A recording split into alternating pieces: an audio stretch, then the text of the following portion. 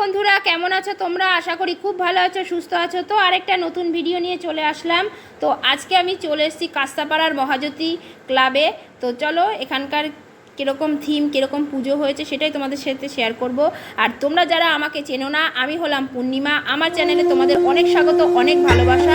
তো চলো, দেখো প্যান্ডেলটা কিন্তু এক কথায় বলতে গেলে অসাধারণ হয়েছে। তো চলো প্যান্ডেলের ভেতর দিকটা দেখি।